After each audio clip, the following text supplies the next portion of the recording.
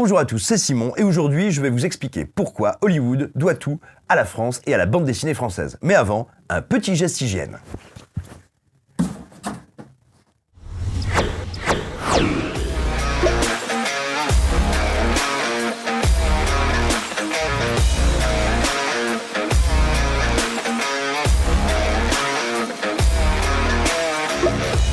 Alors, vous n'êtes pas sans savoir que la science-fiction, qu'on apprécie particulièrement ici à écran large et dont on croit savoir que c'est un genre qui vous branche pas mal, la SF, le fantastique, bref, tous ces univers, tous ces imaginaires-là, sont souvent considérés comme étant prioritairement en premier lieu traités par le cinéma américain. Et on aurait bien du mal à vous contredire parce que oui, effectivement, aujourd'hui, si on regarde quelles sont les nationalités, les types de longs métrages où on va se retrouver avec des univers totalement fictifs, avec des multivers, avec de la science-fiction, avec de l'anticipation, avec des dystopies, c'est effectivement le plus souvent du cinéma anglo-saxon, sinon hollywoodien. Et pourtant, la plupart des grands films, des grands chefs-d'œuvre, des grands classiques de ces genres-là doivent tout, absolument tout, à la culture française et à un immense accomplissement de la culture française qui s'intitule Métal Hurlant. Et oui, en effet, quels sont les liens entre Star Wars, entre toute la saga Mad Max, entre des films tels que Blade Runner, Alien, Prometheus et des centaines d'autres? Eh bien, c'est ce magazine créé en 1975 dans l'Hexagone qui s'intitule Métal Hurlant.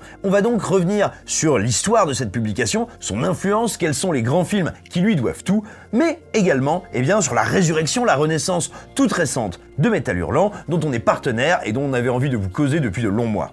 Kezako Métal Hurlant, c'est un magazine qui prend la forme d'une anthologie de bande dessinée dédiée essentiellement à la science-fiction, un petit peu à la fantasy et à d'autres genres un peu baroques. On y trouve des histoires brèves, impressionnantes, tarées, folles, grandioses et toujours avec une inventivité plastique absolument démente. C'est ce qui va avoir une influence dans absolument toutes les sphères créatives, absolument partout dans le monde et notamment dans le cinéma. La science-fiction de Métal Hurlant, elle est révolutionnaire pour deux raisons. Parce qu'elle est vieille et parce qu'elle est psychédélique.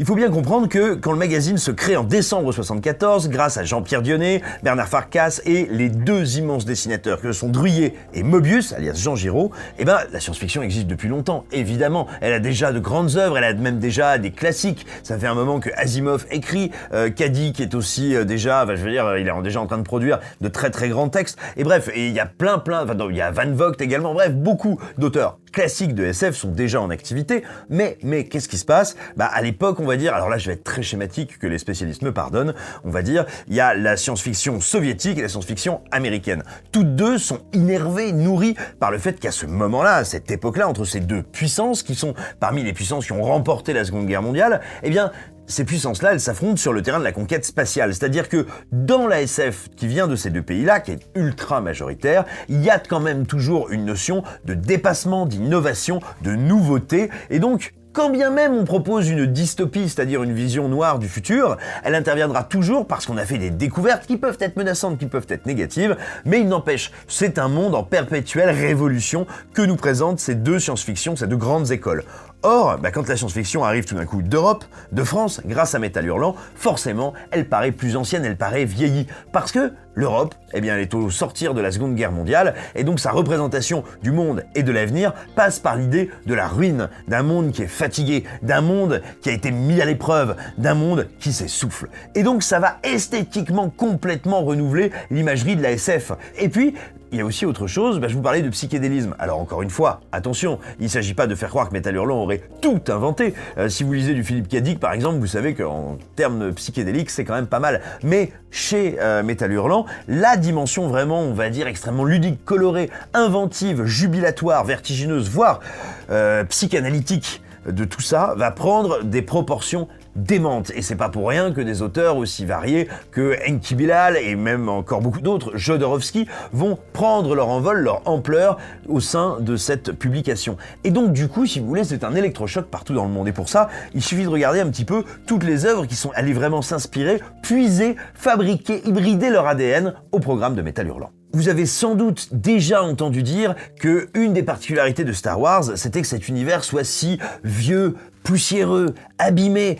Quand on commence sur Tatooine, voilà, on peut pas dire qu'on soit dans un univers très clinquant. Eh bien, très concrètement, cette remarque qui est tout à fait juste et qui est très souvent faite à l'univers de Star Wars, de George Lucas, ça provient directement de Métal Hurlant. Je vous parlais de cette idée d'une science-fiction vieillie, c'est bien là que ça naît, c'est bien de là que c'est repris. Pareil, et si vous regardez des images de la cantina, vous allez retrouver directement des planches de Jean Giraud. C'est une évidence, et c'est pas grave, c'est de l'inspiration, c'est comme ça que ça marche, mais il est frappant de voir à quel point l'imaginaire déplié, ouvert par Métal Hurlant, va vraiment servir, entre autres choses, de base à George Lucas. Et c'est pareil pour Druyer. Druyer, qui est un homme qui a été marqué dans sa prime jeunesse par les conséquences de la collaboration de la France. Son père était un collaborateur milicien et lui va vivre les premières années de sa vie réfugié avec ses parents dans l'Espagne franquiste. Et ben c'est pas pour rien qu'il va, dans son imaginaire, quand il va aller créer de la science-fiction, créer ces univers délirants, vertigineux, qu'on sent empreints, on va dire, d'une espèce de terreur totalitaire absolue. Et ben ces vertiges-là, ils vont tout simplement donner naissance à une certaine représentation dans Star Wars de l'Empire,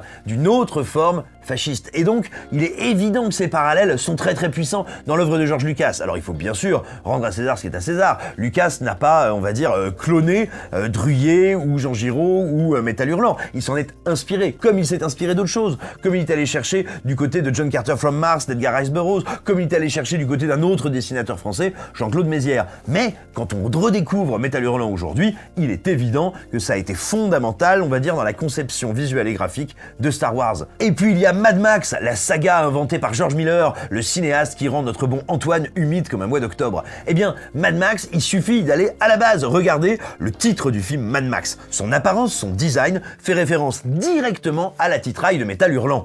Alors oui, certes, George Miller l'a répété plusieurs fois et c'est sans doute vrai, c'est son travail de médecin, de chirurgien, notamment sur des blessés de la route, qui lui a inspiré l'idée, le concept de Mad Max. Mais si vous commencez à regarder à nouveau des planches de Métal Hurlant, eh bien vous allez découvrir que dans certaines, il y a carrément des scènes entières de Mad Max. Le concept même de cet anti-héros sur la route, dévasté, dans des déserts infinis, suffocants, je veux dire, il y a carrément des planches entières où vous allez vous dire mais ça c'est le Dôme du Tonnerre, mais ça c'est le Mad Max 2, ou par exemple notre ami Immortan Joe, l'antagoniste de Mad Max Fury Road, bah c'est pas compliqué, on le retrouve tel quel, à nouveau, dans des planches de Métal Hurlant. Et encore une fois, c'est assez fascinant de voir à quel point, on va dire, la révolution graphique était telle, et elle ouvrait de telles portes dans l'imagination de ces auteurs, qui n'ont pas eu d'autre choix que d'aller à cette source pour eux-mêmes créer et abattre des pans entiers de nos habitudes quand ils sont allés faire des films de science-fiction ou du post-apocalyptique. Bref, quand ils sont allés chercher de nouveaux imaginaires, eh bien ils y ont injecté Métal Hurlant.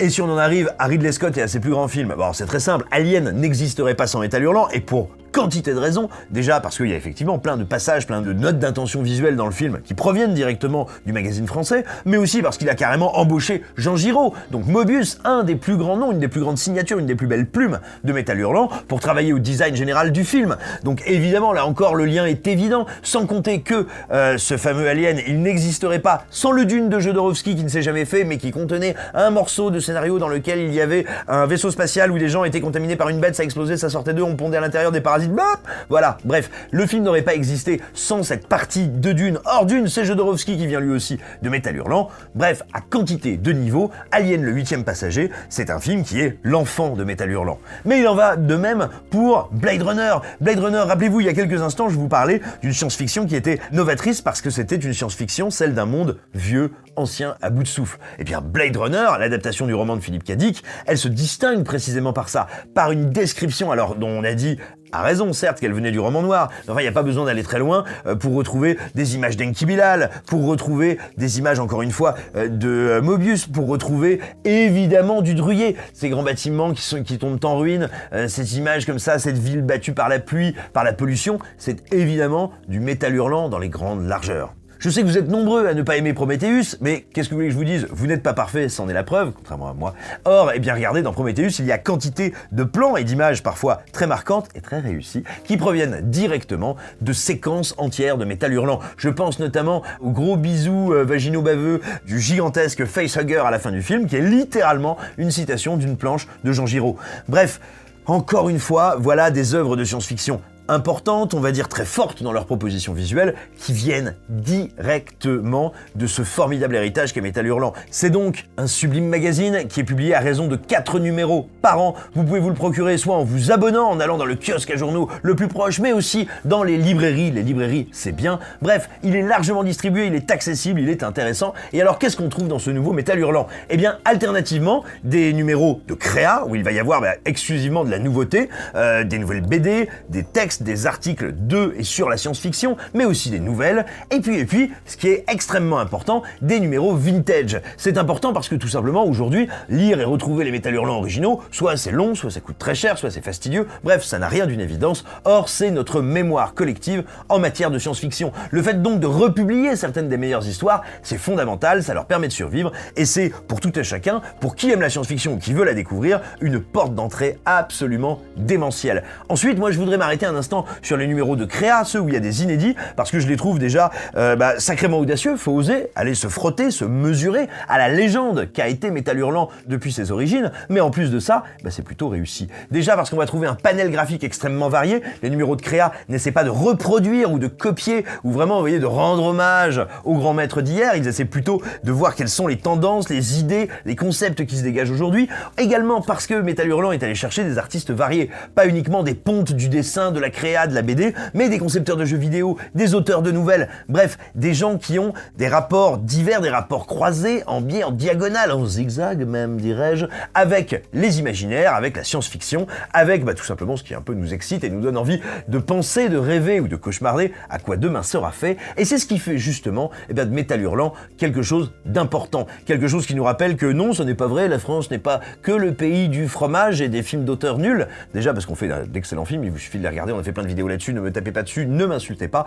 Bref, Métal Hurlant, c'est un sacré morceau, on est très heureux de vous en parler aujourd'hui, on vous recommande chaleureusement de le découvrir, de vous les fournir, de les attraper, de les acheter, de les voler aux gens méchants qui ne les méritent pas pour les revendre, pour qu'ils gagnent de l'argent. Ce que je dis n'a aucun sens. Bref, Métal Hurlant, c'est 4 numéros par an, en kiosque, en librairie, ou en abonnement, et vraiment regardez-le, j'ai les 2 derniers numéros qui sont juste derrière moi, ils sont absolument sublimes, foncez aussi bien pour les numéros vintage que pour les numéros de créa, où il n'y a que des inédits, c'est vraiment de la grosse balle, comme disent les jeunes. C'est quoi le bail? Ouais, chio chio. Ils m'ont même donné un poster qu'il est beau, une raison de plus pour vous en parler, je suis heureux, j'adore les posters. Et donc voilà, tout simplement, on voulait vous en causer, c'est canon, tout simplement que Métal Hurlant soit de retour, et ça l'est dans de très très belles conditions, en tout cas nous on trouve, c'est un bonheur, on le dévore à la rédaction, on se bat pour pouvoir le lire, moi je tape sur Mathieu, sur Antoine, sur Geoffrey, et sur toutes les autres personnes, sur Déborah, sur Arnold, pour pouvoir le lire avant eux, c'est pour ça que je perds et que je le lis après eux. Maintenant, quoi qu'il en soit, il est temps également de vous abonner à cette chaîne YouTube bien sûr, mais surtout vous abonner à Écran Large, un site qu'il est bien, et si vous avez des sous-sous, si vous avez envie et les moyens de nous soutenir, pour quelques menus euros par mois, attention, le lien pour s'inscrire est en description de cette vidéo, vous aurez la possibilité tout simplement d'être un membre premium, et donc d'avoir accès à quelques articles inédits, à raison de 4 par semaine, rien que pour vos yeux, sur tout simplement des cinéastes ou des œuvres qui nous ont marqués, et qu'on a envie de travailler en profondeur, de remettre en avant, de se rappeler à votre bon souvenir. Des œuvres comme tout simplement Next of Kin, des œuvres comme Grave Encounters, bref, des films un peu oubliés, un peu merveilleux, un peu cultes, un peu tarés, dont on a envie de vous causer. À très bientôt, je vous fais de gros bisous.